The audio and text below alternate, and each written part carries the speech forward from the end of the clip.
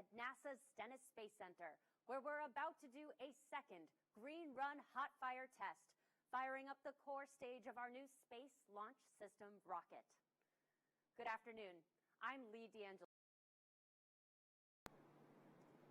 You're looking at the historic B-Test complex at NASA's Stennis Space Center, where we're about to do a second green run hot fire test, firing up the core stage of our new Space Launch System rocket. Good afternoon. I'm Lee D'Angelo. This stage we're testing today will be part of the rocket, which will soon launch from NASA's Kennedy Space Center on the Artemis 1 mission. That launch will send an uncrewed Orion spacecraft beyond the moon and back to Earth. It's the first flight of the Artemis program, which will return American astronauts to the moon and pave the way for exploration of Mars. The Space Launch System will be the most powerful rocket in the world and is the only rocket that can send the Orion spacecraft, astronauts, and supplies safely beyond the moon in one launch. Now, we first tested this core stage on January 16th. That marked a major milestone, firing all 4 RS-25 engines together for the first time for about a minute. However, it ended earlier than planned, so NASA and Boeing decided to do a second test. Teams have been working hard to get to this point, and the test countdown actually started a couple of days ago. Here to update us on where things stand is NASA Public Affairs Officer Katherine Hamilton and Headquarters Green Run.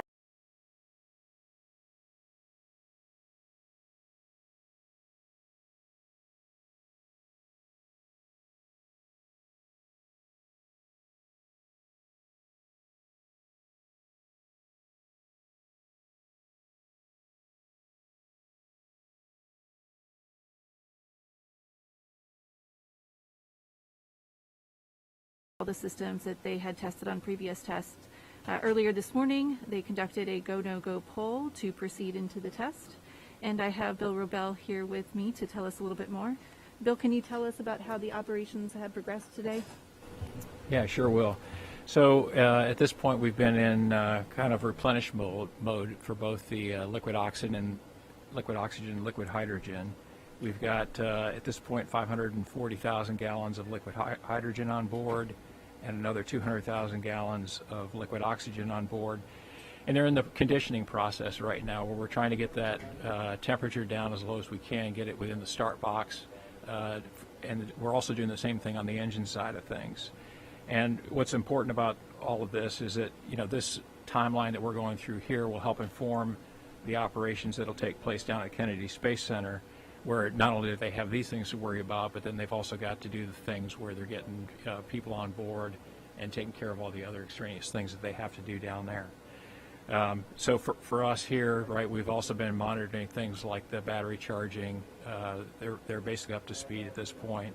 And then we've got the redundant inertial navigation unit wet checkout, which is basically mounted up in the LOX dome area.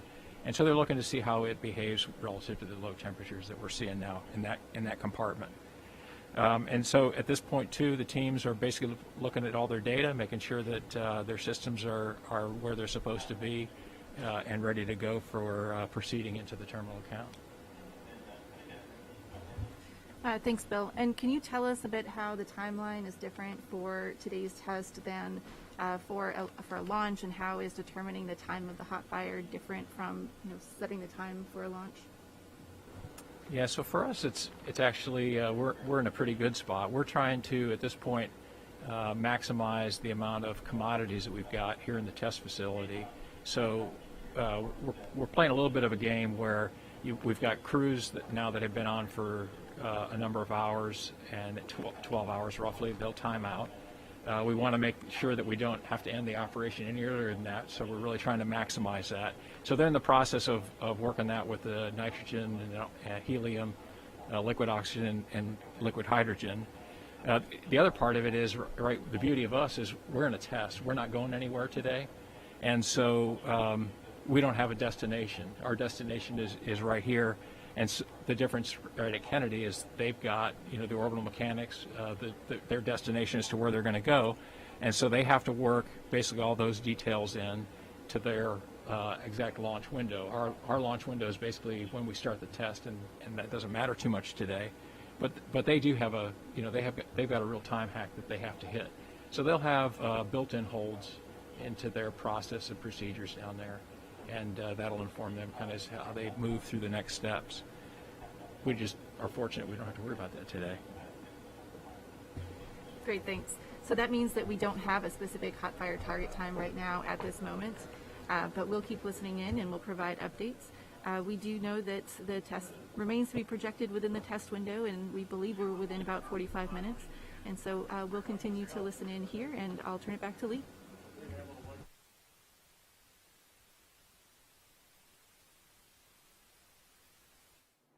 Thanks, Catherine and Bill. And we will come back to you in just a few minutes, like you said, to take us all the way to the test, or sooner if you have any updates for us. We will be listening in, and I'll head right back to you if you do. Now, if you are just joining us, welcome.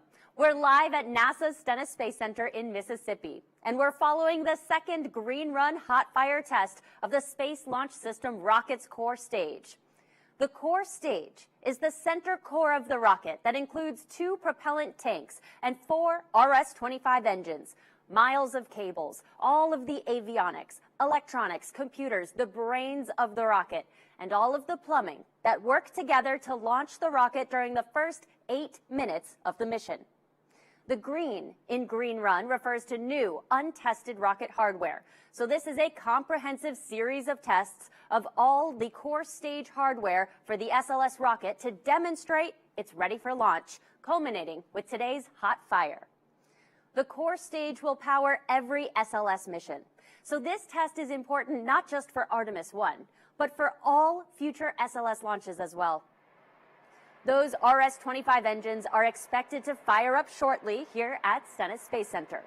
Before that happens, let's get a closer look at the Space Launch System rocket.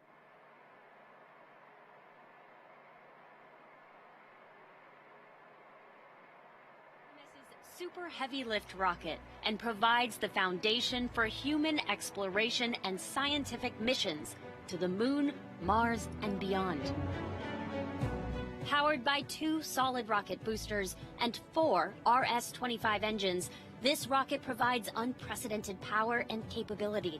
Designed to reach 23 times the speed of sound and an altitude of more than 100 miles in just over 8 minutes, offering more energy, volume capacity, and payload mass than any rocket built today. Under the launch abort system, Orion and the upper stage, and between 2 solid rocket boosters is the heart of every SLS configuration, the core stage, towering 212 feet with a diameter of 27.6 feet, and storing 537,000 gallons of liquid hydrogen and 196,000 gallons of liquid oxygen. This is the world's largest core stage ever built. The core stage for Artemis 1 fires up for the first time at NASA's historic B-2 test stand. The core stage was designed by NASA's SLS program at our Marshall Space Flight Center in Huntsville, Alabama. Then built by lead contractor Boeing, using state-of-the-art manufacturing just down the road at NASA's Michoud Assembly Facility in my hometown, New Orleans.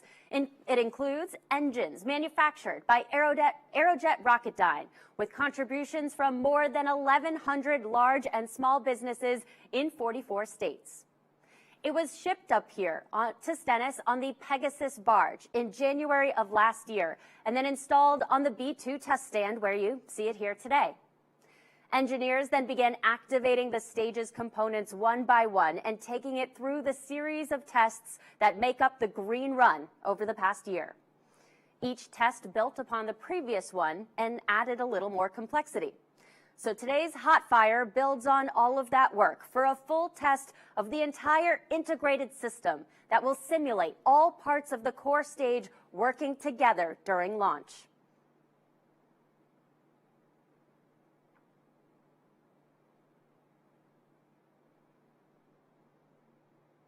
Today's test will take us from extreme cold to extreme hot as the team loads cryogenic or super cold propellants into the fuel tanks and then fires up the engines to drain the propellant from the tanks to simulate launch.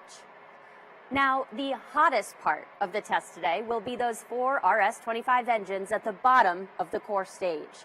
These RS-25s we are testing today are repurposed from the shuttle program. These 4 engines flew on some pretty iconic shuttle missions, including one of the Hubble Space Telescope servicing missions, the historic return to space of Mercury astronaut and Senator John Glenn, 6 flights to the space station, and the final shuttle space mission in 2011.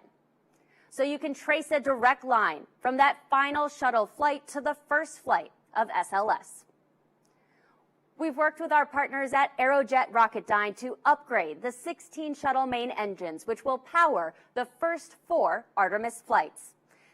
And now we're building 24 new engines using 3D printing and other manufacturing innovations to reduce cost, complexity, and manufacturing time. Of course, all of this work is building towards that Artemis 1 launch from Kennedy Space Center later this year. Here's a closer look at that mission and how it paves the way for future exploration beyond. 3, 2, 1, 0. Mission liftoff.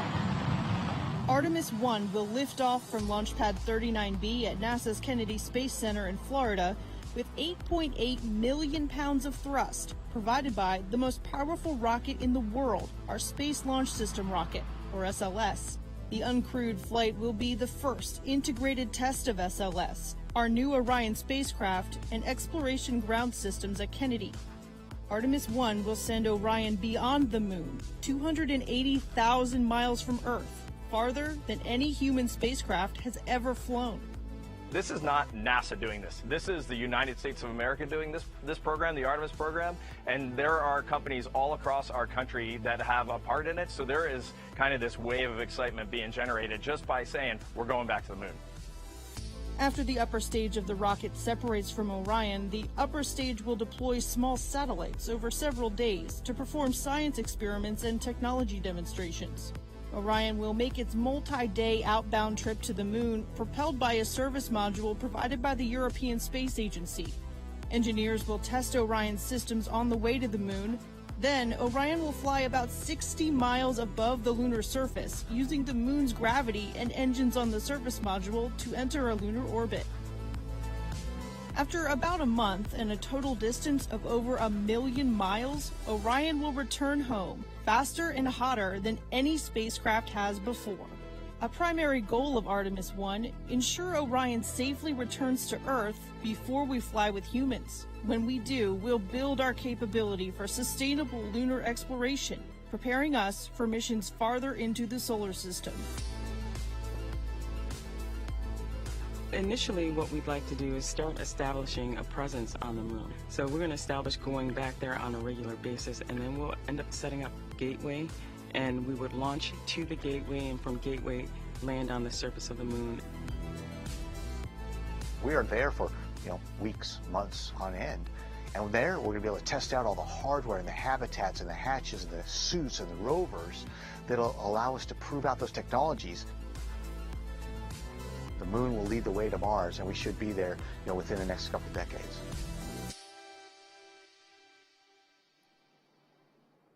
Just amazing. And now we are going to hand things over to Catherine and Bill again in the control center. Catherine?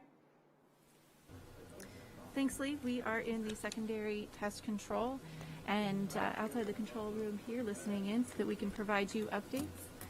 Bill, can you give us an update on how things are progressing? Yeah, so they're in the process now of going through the final checks. Everything's really nicely going really great today. So everything's right on schedule, nominal. They're trying to do this thing what they call right now is jump the clock. We're just trying to work it a little bit ahead. So they're in the process of resetting the clock and making sure that when they get to that 10-minute point that it doesn't continue to count down, because that's where they have to go with that pole well ahead of that. So they're working on setting that stuff up right now. All right, so we'll continue to stand by and listen and provide updates. And as Lee mentioned earlier, the team previously conducted a hot fire test in January. The engines did shut down earlier than planned during that test, but the January 16th test successfully completed several operations for the first time. They were able to transition to the automated launch sequence operated by the core stage flight computer and the green run test software. They completed the terminal countdown sequence that is like the launch countdown. They also pressurized the tanks and delivered the propellant to the engines and demonstrated the performance of the core stage's main propulsion system, firing the engines at 109% power, and they operated the thrust vector control system that steers the engines. So it's a smooth countdown so far today, and we'll keep standing by. We'll take a pause for a moment, and we'll check back in just a few minutes.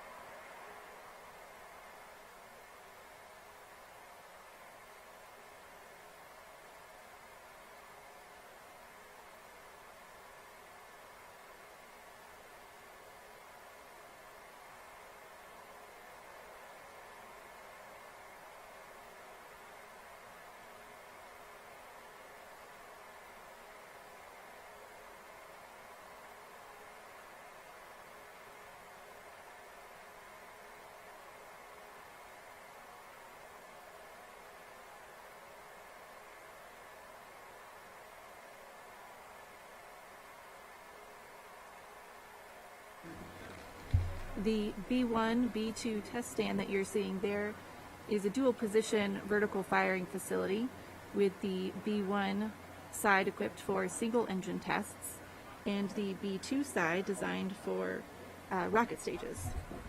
The stand is anchored to the ground with 144 feet of steel and concrete. We talked a little bit about the history of the RS-25 engines, and the B2 stand, which is where the SLS core stage is secured now, also has quite a bit of history.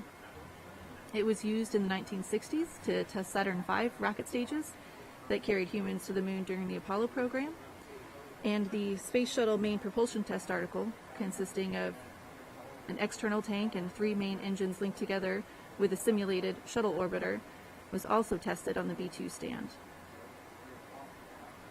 The B2 stand has been modified to test the SLS core stage for the Artemis program that will return humans to the moon, with a new steel superstructure added for testing the SLS core stage. The stand is now almost 350 feet high, ranking it as one of the tallest structures in the state of Mississippi.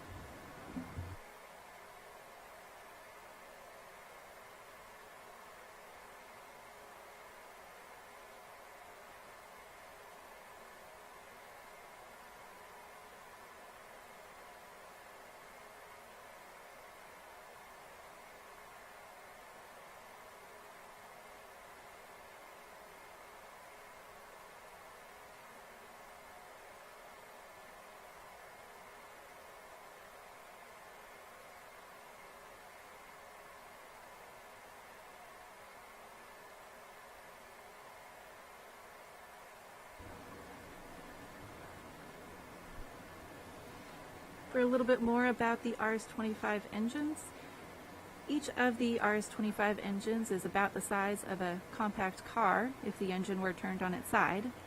Standing up, they are each 14 feet tall and 8 feet in diameter. They each weigh about 8,000 pounds. The RS-25 is designed to operate in extreme temperatures from negative 423 degrees Fahrenheit to 6,000 degrees Fahrenheit. And as Lee mentioned, today's test will go from extreme cold to extreme hot.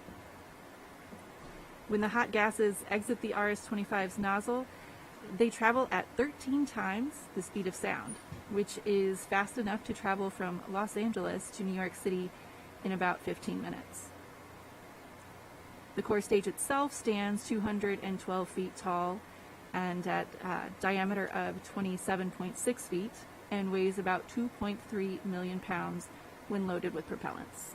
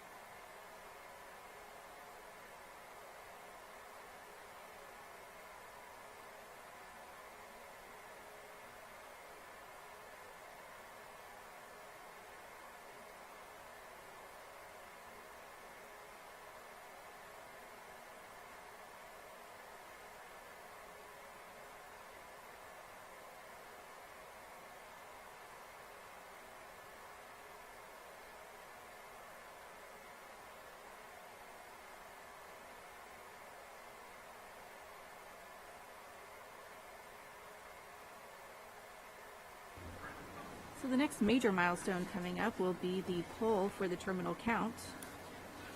It's the last 10 minutes of the countdown. Bill, can you tell us a little bit about what we can expect to hear during the terminal count?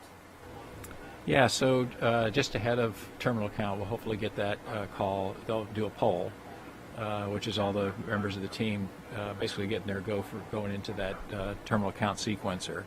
And then once we actually get into it, there's at least 500 different events that take place in that last 10 minutes. So I'll not go through each one of those with you, but there are some pretty good ones I think that highlight, kind of what the major ones should be or are. We've got to terminate the hydrogen replenish, and then we've also got to go into the hydrogen tank pre-press operations, which is where they'll pressurize the hydrogen tank. It'll start doing that on its own as well. Initiate ground helium spin start supply to the CAPUs. So initially, when the CAPUs come up, they'll be running off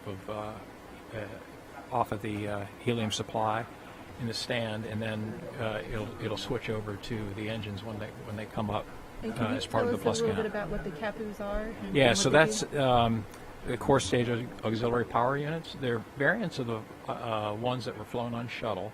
The difference is that where those were hydrogen powered, these are basically run off inert gas and then into hydrogen off of the engines when they get into the plus count. So it's basically a turbine system that spins a pump, and that pump then in turn pressurizes the oil in that system. And through a series of valves and commands, they could then go ahead and actuate the actuators that are mounted to each of the engines in pitch and yaw. After that, we'll get into liquid oxygen terminate, and liquid oxygen replenish will stop that operation.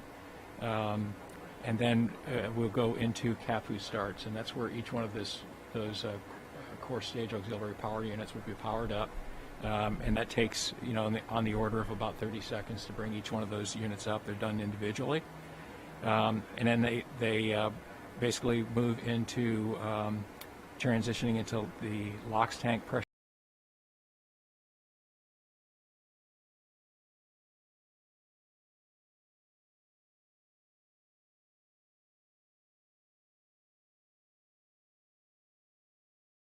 In that, but we don't move it as far because of the limits we've got in the stand for how far you're moving it relative to having the engines burning at that time. So in the pre-count, we'll basically get the full movement, the full gimbal, full displacement, and then once they get into the plus count, they will not do that, but they'll do some other things.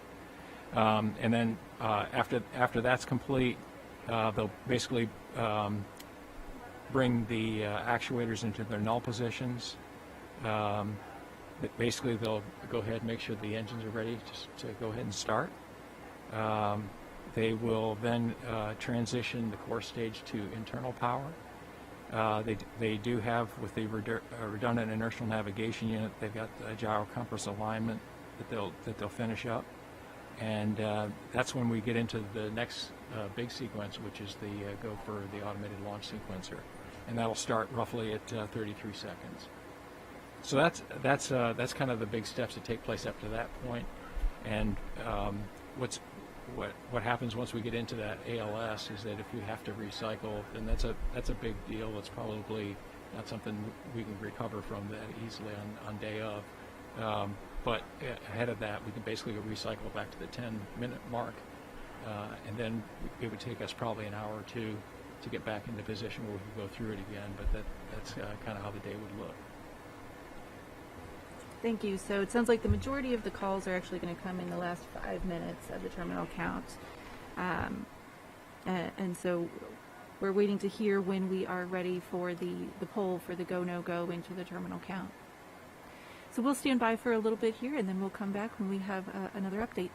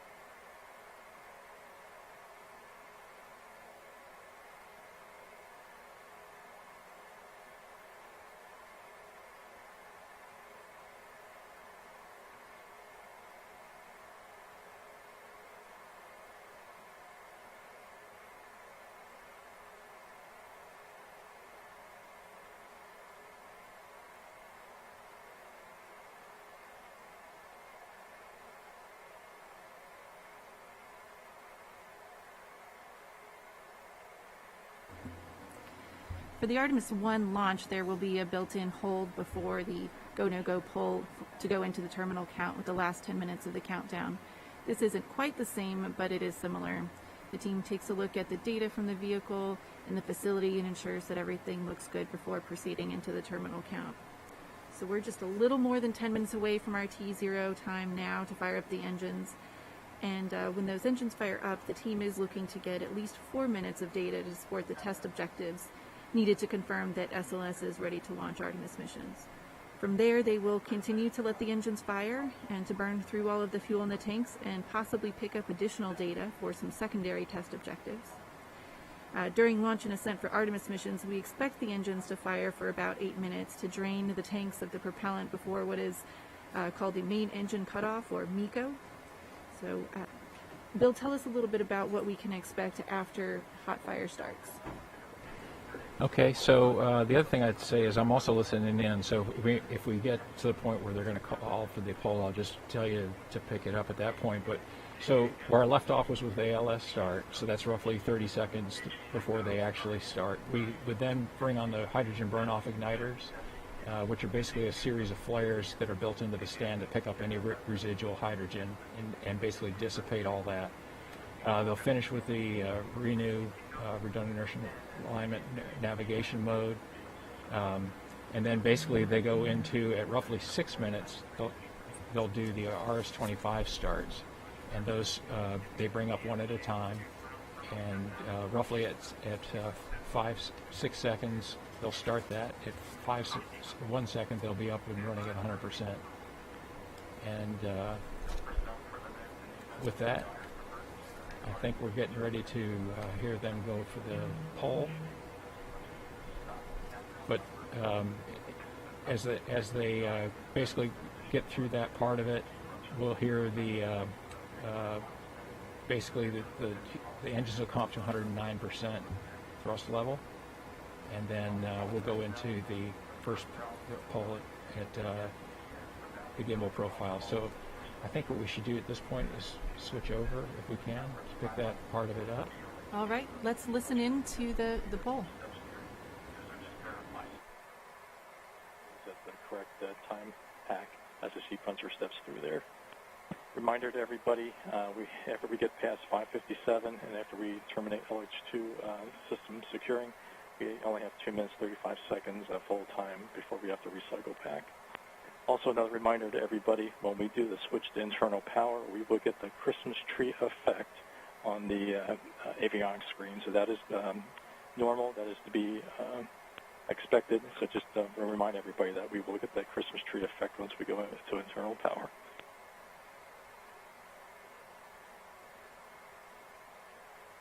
All right, sequencer, on your command, let's go ahead and initiate the terminal count sequencer for substep alpha and record the UTC time, please. Copy.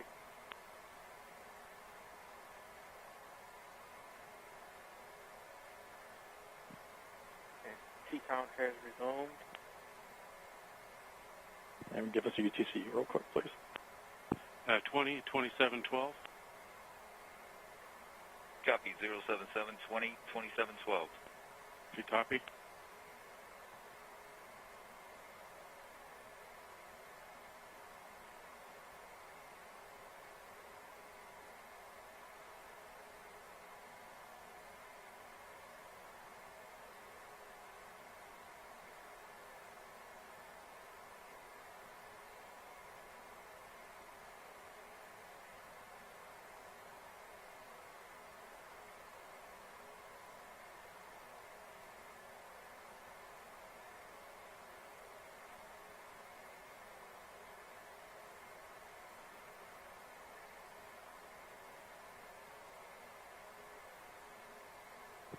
T-minus 9 minutes.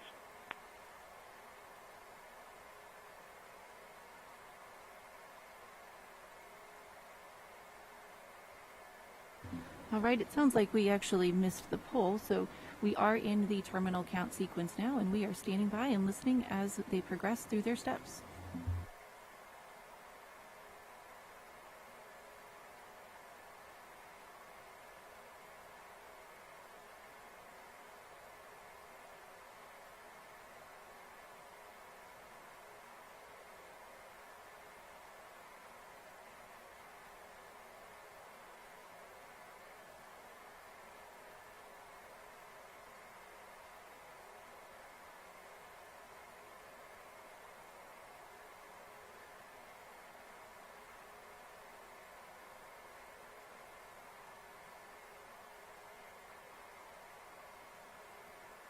T-minus 8 minutes.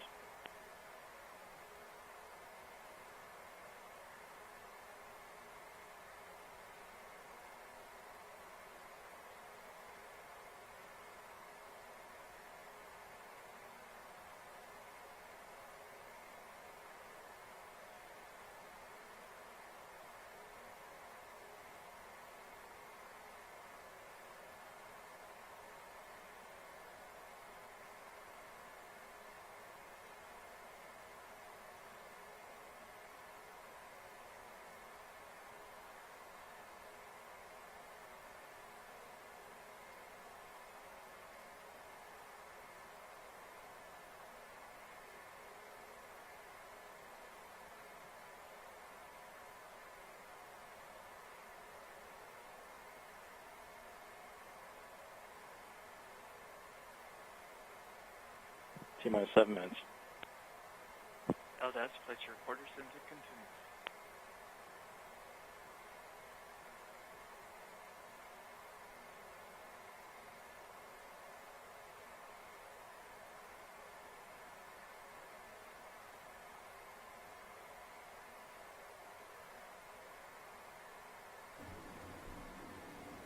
And we're about 6.5 minutes away from hot fire right now.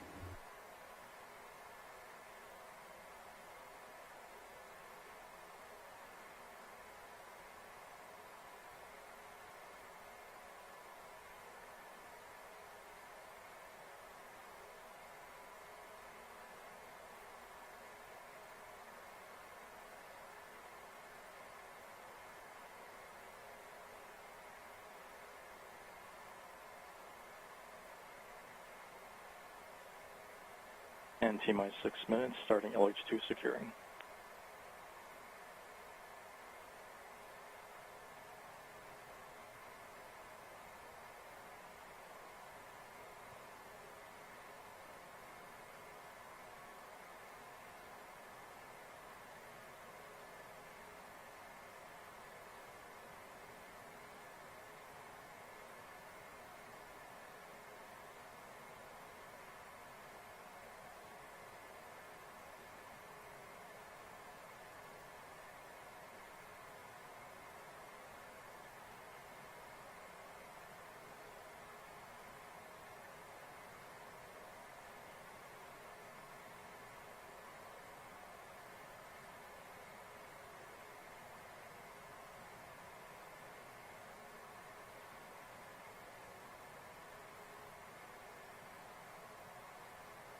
T-minus 5 minutes, initiating TVC spin start.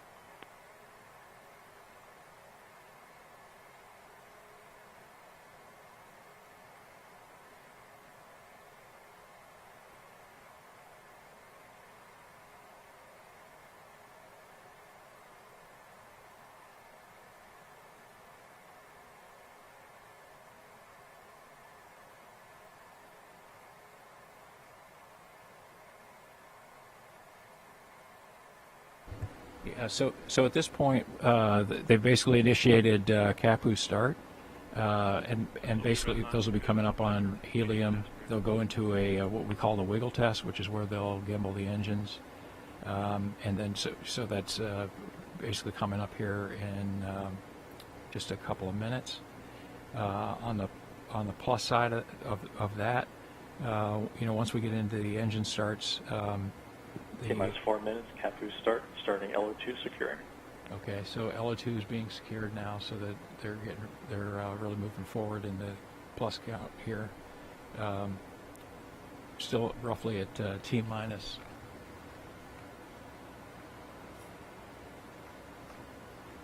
Three minutes 42 seconds. And so with that, we should be seeing the TVC gimbal profile here in about half a minute or so. Basically at this point they've got the water system all turned on. So you can go see that in some of the views, and that'll basically take care of not only the heat coming off of the engines, but also dampen the tremendous amount of noise that'll be coming off. As mentioned earlier, the hydrogen burn-off igniters will come on at about 12 seconds. T-minus 3 minutes starting PSN 4. The inertial navigation mode will be complete at about T-minus 10 seconds.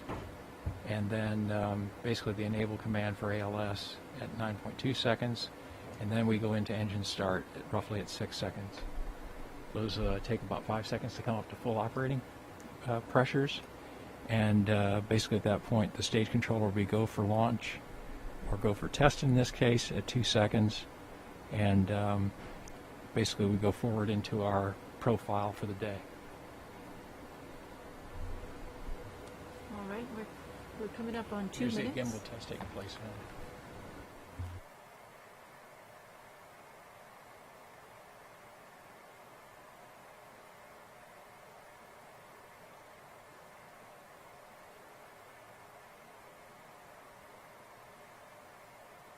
T-minus 2 minutes.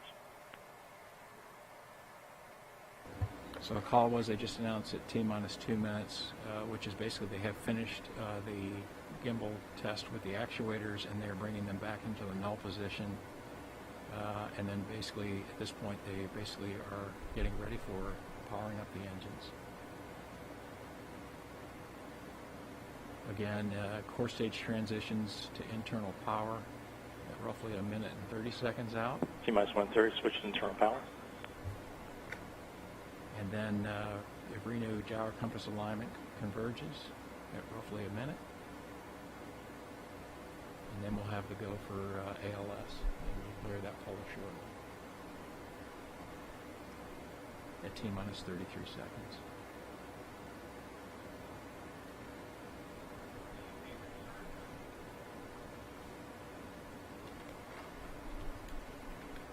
T-minus 1 minute following personnel report go, no go for ALS, AEA, PEA, Go. AGA, Go. RBA, Go. NEA, Go. NTC.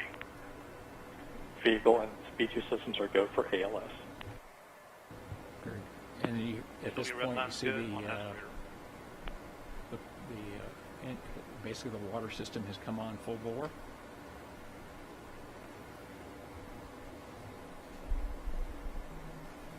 All right, T-minus 30, we're in ALS.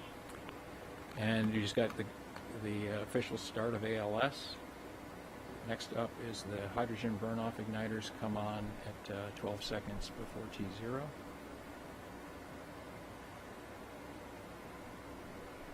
Press red line like this. H-boys on. Go for engine start. H-boys are on and engine starts has been okay. Engine starting up now. And all personnel, we've got engine start and we're into the plus count. All personnel, please continue to monitor your systems and grass is in control.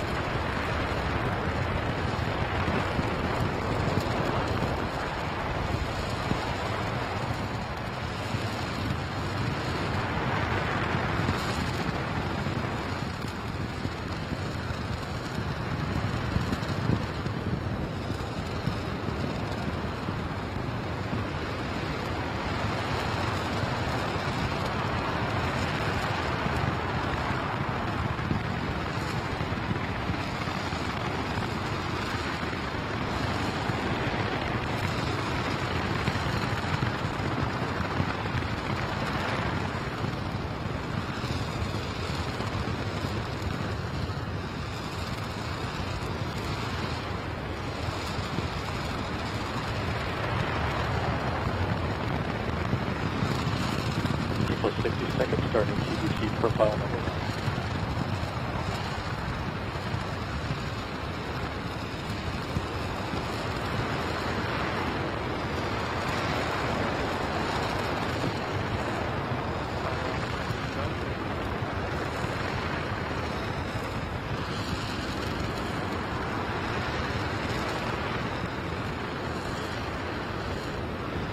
Again, first now we've got a fire indicator. Everyone go ahead and ETS. So ETS. Thank you.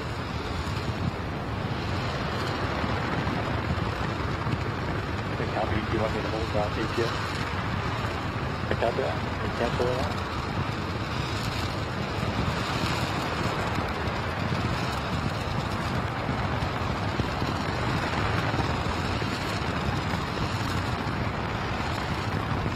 Yeah.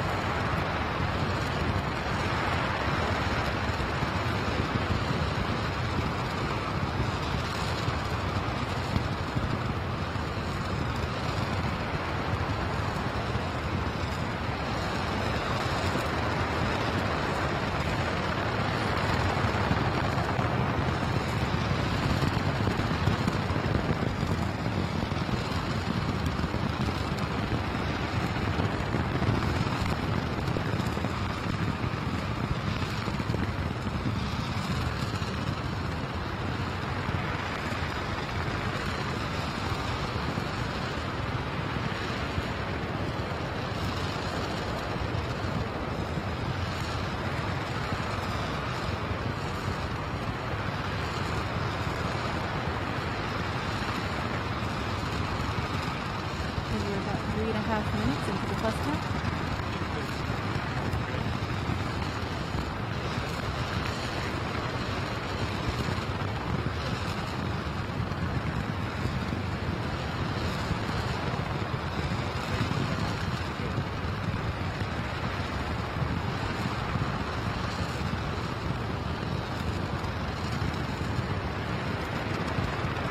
Numbers still good. That's a facility issue. And it's a good working out.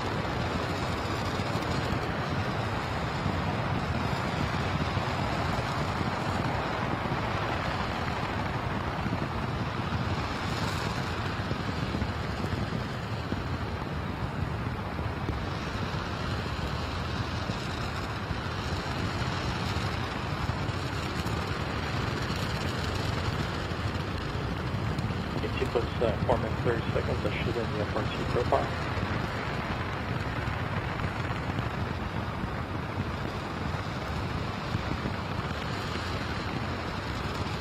Hot mic in 16.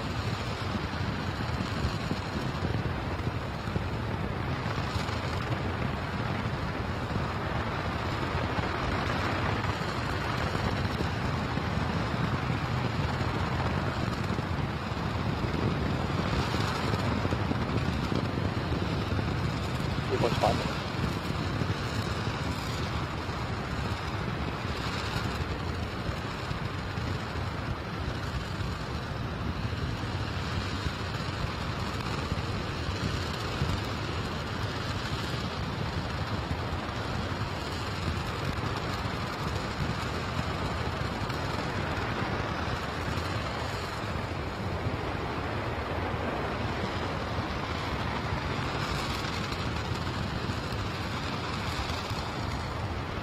We're just over 5.5 minutes in the plus count.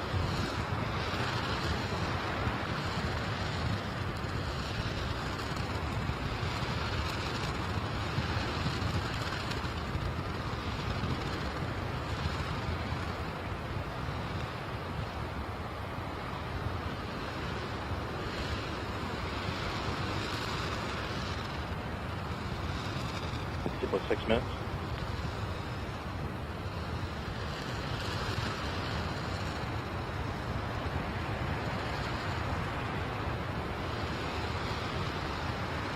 Still gonna mic in 16.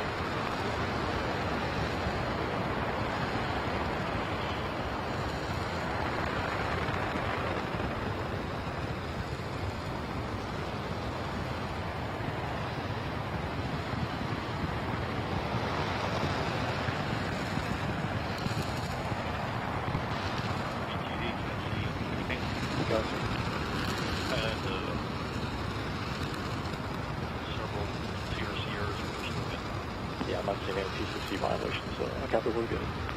Thanks, sir. We're coming up on 7 minutes of the plus count.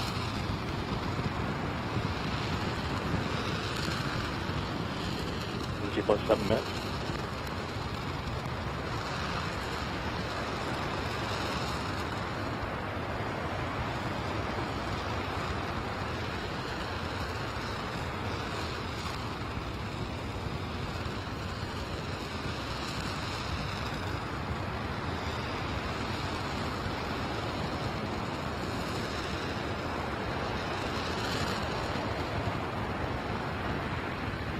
And 2 plus 7 minutes, 30 seconds, start TBC profile number 2.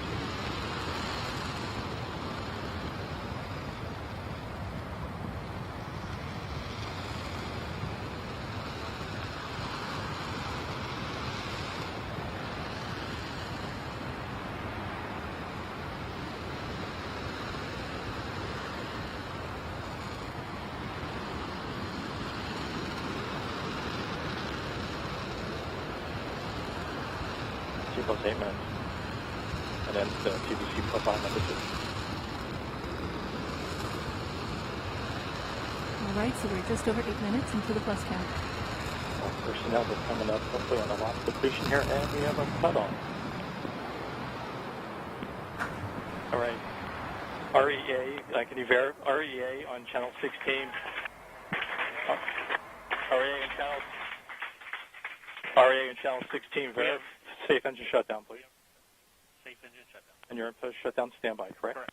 Okay, all personnel, that takes us to page 656. All personnel go to page 656 to start the post-hot fire shutdown securing operations. All right.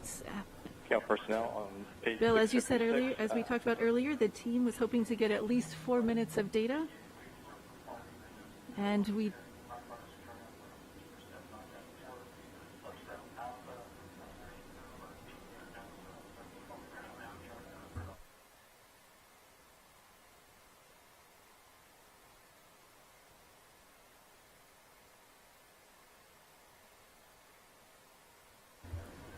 All right, they are proceeding with their shutdown procedures now. As we said earlier, the team was hoping to get at least 4 minutes of data, and they did get more than 8 minutes, excuse me. So they should have gotten what they need. The team will obviously need to look at that data, but based on what we've seen, Bill, tell us more about what it looked like to you. Yeah, so they clearly got the full duration that they were after, which is really great news. And I think you heard the applause. They had, the commanded shutdown, which is exactly what they were looking for. They had no TCC violations, test commit criteria violations that would have prompted an early shutdown. So that was really good news. Clearly there's a lot of data that's going to have to be analyzed. The engineers got to see what worked and what didn't, or what needs to be tweaked and what doesn't. But that said, I think the applause says a lot about how the team feels, that they got through the test, and it looks pretty good right now. Yeah, so there was some, observed burning on the aft end. One of the things that Boeing had done after the last test was to apply a lot of extra cork to the aft end, because we aren't going to. We didn't, unfortunately, with this test, right? We're not flying through the thin air as we ascend, and so we knew we were going to have more of that, and that was one of the reasons why they added that. They also put a tape covering over the top of that. We knew that if the tape gets hot enough, that adhesive layer below the tape surface is going to start burning, and so we clearly saw a lot of that. But there was nothing that prompted shut down early, which was really good news. Great, thank you, Bill. I think that's all the updates that we'll have for you here as the team proceeds through their shutdown procedures. So we'll turn it back over to Lee. Thank you, Catherine. Congratulations to the team. So as the engineers gather the data from today, we look ahead to the next steps. This core stage will be refurbished and sent by barge to our Kennedy Space Center in Florida. There, it will be stacked in the iconic vehicle assembly building with other elements of the SLS rocket, including the twin solid rocket boosters, which our teams have already begun stacking on the mobile launcher. The core stage and boosters will then be stacked with the upper stage and the Orion spacecraft. All of this work putting us on track to roll out to Launch Pad 39B for a liftoff later this year on Artemis 1. We've got several other firsts on the horizon. This year, the first of our commercial lunar payload services, or CLPS missions, begin with 2 companies delivering instruments to the lunar surface. The golf cart-sized Viper rover will search for water at the moon's south pole. And a small CubeSat called Capstone will head to the moon, scouting the orbit to be used on later human missions. Meanwhile, the hardware for the next 2 Artemis missions, which will carry astronauts to the moon, is coming together. The Orion spacecraft for Artemis 2 is down at Kennedy undergoing assembly, and the spacecraft for Artemis 3, as well as the rockets for Artemis 2 and 3, are also being manufactured right now at Michoud. So that wraps it up for us here today. After a major milestone on America's return of astronauts to the lunar surface, a successful test of the core stage of the Space Launch System rocket. Up next, we'll be replaying the test, and we will have a post-test briefing in about 2 hours here on NASA television. We invite you to follow all of our progress online at nasa.gov/Artemis program, or join the conversation online with @NASA Artemis and @NASA_SLS. Thank you for joining us, and go Artemis.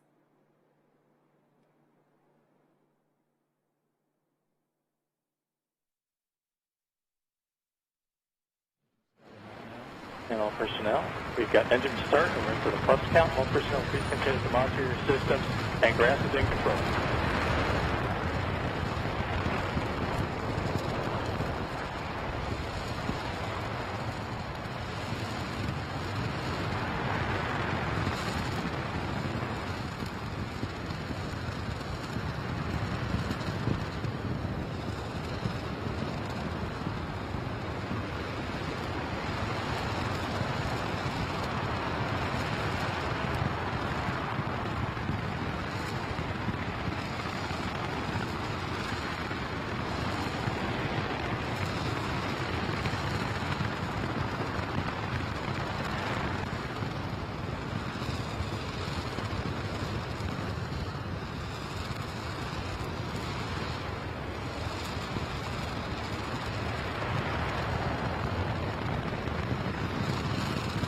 Plus 60 seconds starting TBC profile number 1.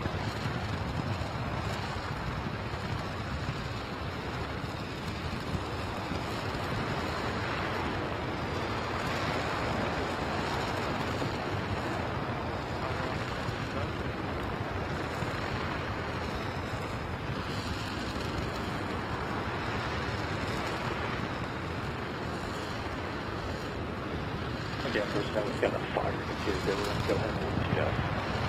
ETS.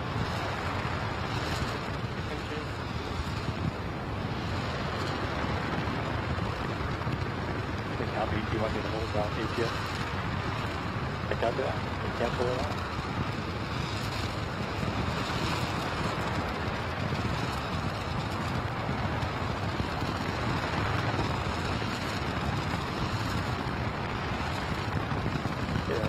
TBC number 1 profile, remember.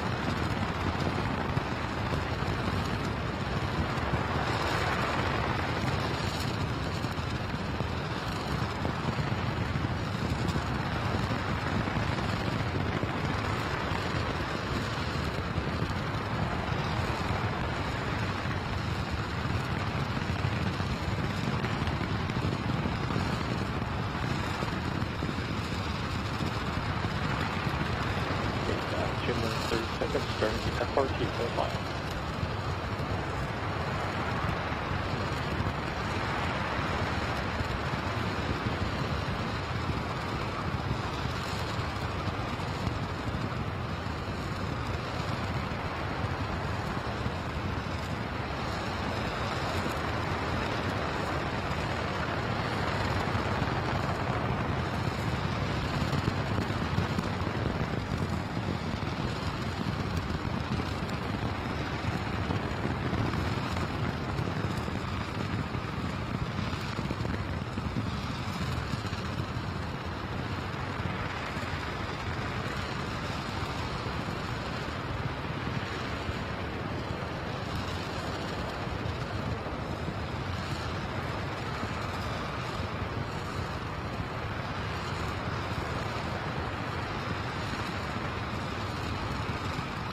We're about 3.5 minutes into the plus count.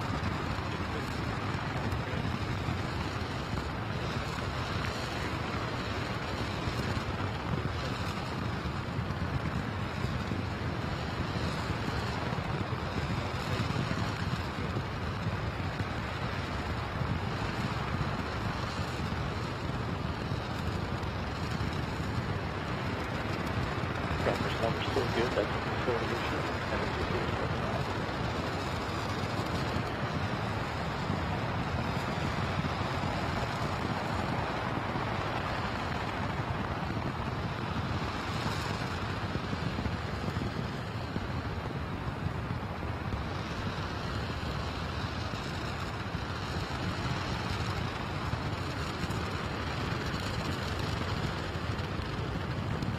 Puts 4 minutes 30 seconds. I'll shoot in the FRT profile.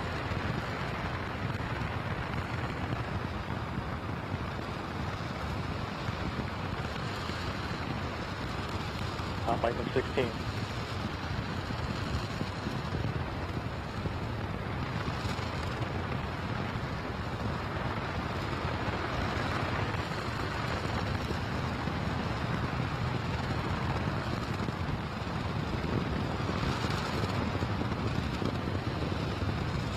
Sequence 5 minutes.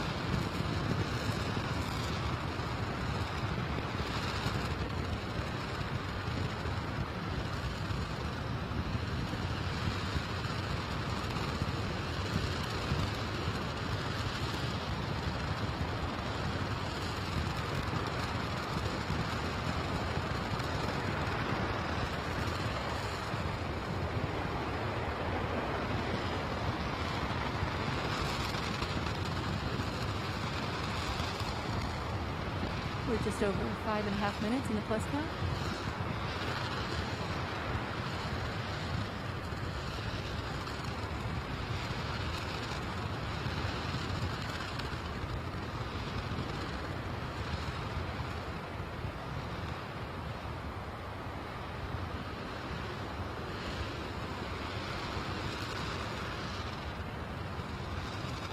About 6 minutes.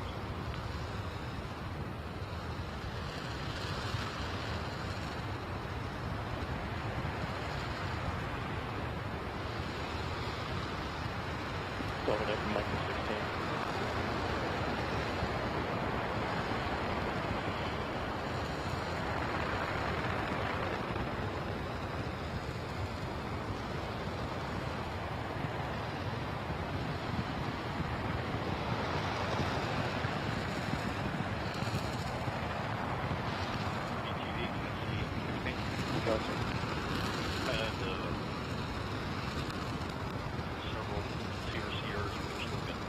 Yeah, I'm not seeing any TCC violations, so I got really good. Thanks, sir. We're coming up on 7 minutes of the plus count.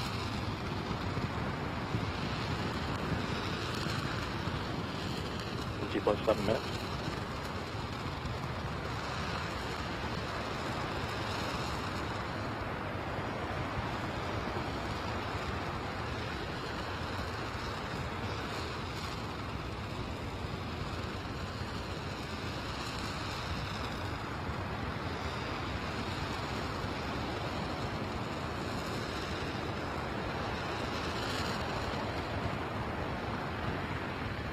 And 2 plus 7 minutes, 30 seconds, start TBC profile number 2.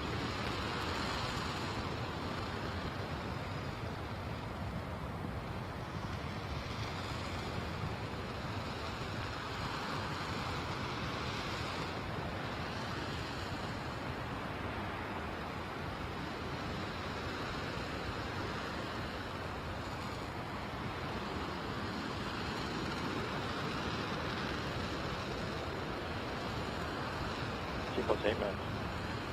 And then the TBC profile number 2. All right, so we're just over 8 minutes into the plus count. Well, personnel is coming up quickly on the lock depletion here, and we have a cut on. All right. REA, can you verify REA on channel 16? REA on channel 16, verify.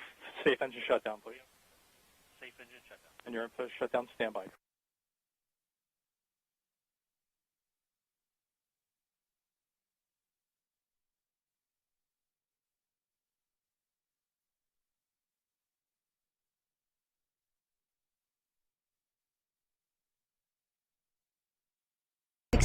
In 1972, America launched 9 human missions to